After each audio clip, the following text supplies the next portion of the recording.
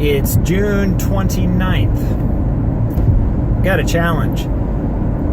Heard a whole lot of people over the last couple of years in the truth movement who use the phrase test everything, which I would agree with.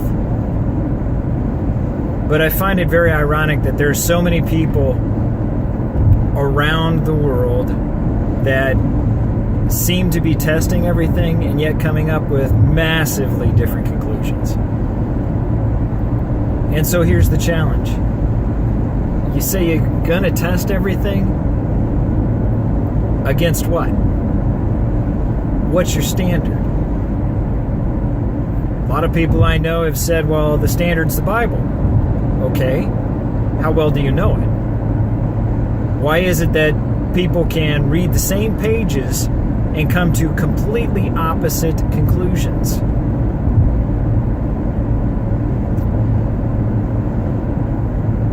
It is a burning and nagging thought that is very frustrating when you realize that people who say they're testing, I would include myself in that.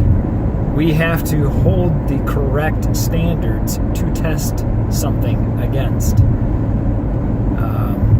Having done contracting work and built various things, I know very well that if your measurements aren't right, no matter how well you might design something, if the measurements aren't right, it doesn't work. We used to have a running gag when we cut something short in the contracting field that you go out and get the board stretcher. Especially with the newbies, that's funny. Because for a moment, when they hear it, they're looking for a board stretcher. Well, there is no such thing. If you cut it too short, it's too short. Got to get another piece. So the challenge of what you're testing things against really has a very deep and critical bearing on what you think is true. I came from a Christian background. I thought everything in Christianity was true. It is not. It, like many other things, is religion with many traditions that are not biblical, that do not hold water in the test of the scriptures. And I can't prove that to people. There are some people that no matter what you tell them, the indoctrination of things is so deep that I could take days, weeks, months, or maybe even years to explain something to them, and they will not come to the same conclusion. I do not have the corner of the market on truth, nor do I have the corner of the market on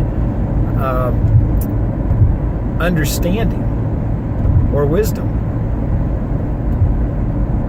But one thing that I can say about the scripture is that it is solid, complete. It has everything that we need. But there are some things that I have come to understand over the last couple of years that many others are seeing as well. The books of the Bible that we have are not the only books that were considered prophecy or of a prophet. Now, at the same token, there are many books that claim to be prophetic books or books written from prophets that are clearly not in keeping with the whole of Scripture. So what are you testing those against? How do you know the difference? How do I know the difference? I do believe that it requires the Spirit of Elohim to direct us. And that Spirit is promised as a gift to those who are immersed into Yeshua, as it says in Acts chapter 2. Again, you can test that. Go find out what Luke, the writer of the book, wrote, and see what it says.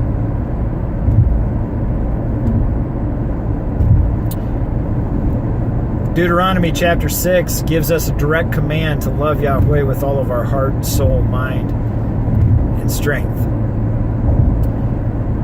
Do you think it's a little peculiar that we're actually commanded to love Elohim with everything? A command? Can you command somebody to love you? Think that one through. Love is a choice. Yes, emotions are attached to it, and it is a test of desire and will as to whether you really love.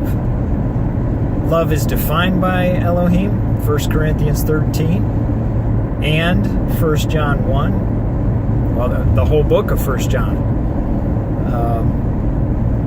Looking at the fact that it states Elohim is love. He is the definition, and the characteristics of it are very clear by the way that he exemplifies that for us. He loved us first in that he gave Yeshua as an atoning sacrifice for us. There's so much to that, I couldn't take enough time to describe it. But back to the original challenge. What are you testing things against? I know a lot of people that have taken a venue and started down a rabbit hole only to find out that hole takes them in a whole nother place that isn't biblical. I've tested a few of those holes myself and found out they don't hold water to the Scripture. Religions, including things like Islam and Judaism, Adamism, all the religions of the world have their traditions, books, and expectations, but do they match what is really true? And I have continued to test the Scriptures, the Torah and the prophets, and the writings of those eyewitnesses against each other and everything else. They agree with each other, but the religions of the world do not agree with them. And the fact of the matter is, we're all going to step out on faith. One of the things that's very shocking to me that most people don't test is science. They think that science is the test, the scientific method. But scientism, and that's the religion of science, is not really being tested like it should be. I think it's phenomenal that you can have a religion, and I'm going to call science a religion because it is. It's not true. What we're given in science today is not true scientific method of testing things and repeating things and coming to conclusions based on the outcome of those experiments, etc., or observations. Scientism is a whole perspective of where we came from, the origins of life, what is out beyond what we can see, and their speculation, because they do not have the proof, and they manufacture falsehoods that do not hold the test of time, truthfully. And I think the phenomenal thing that I have found is that every religion in the world has bought into this. Nobody questions as a religion. They've widely accepted the history of science and what science tells you things are and how they are, where they came from, where they're going, or where we're going. You can't get 10 people in a room to agree on just about any one subject completely.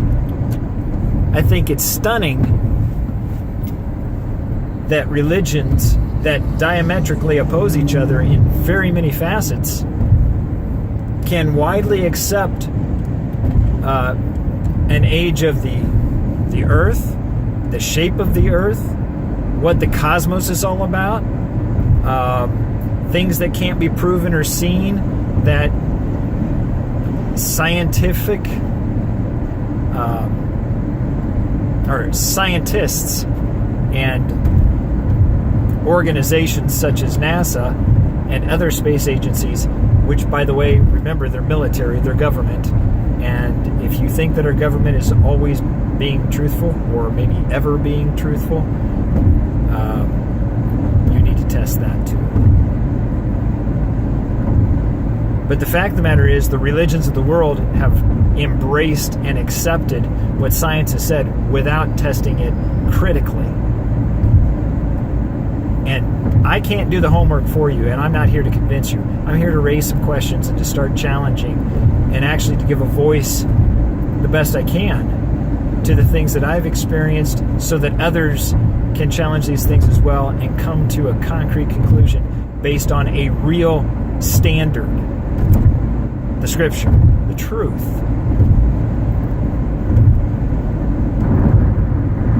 It does require faith, no question about it.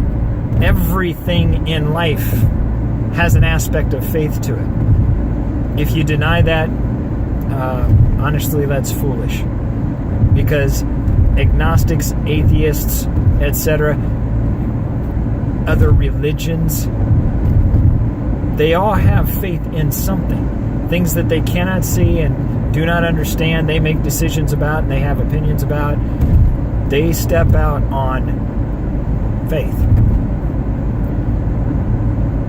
As defined by the Scripture in Hebrews, it says, faith is the evidence of things hoped for and the certainty of what is not seen.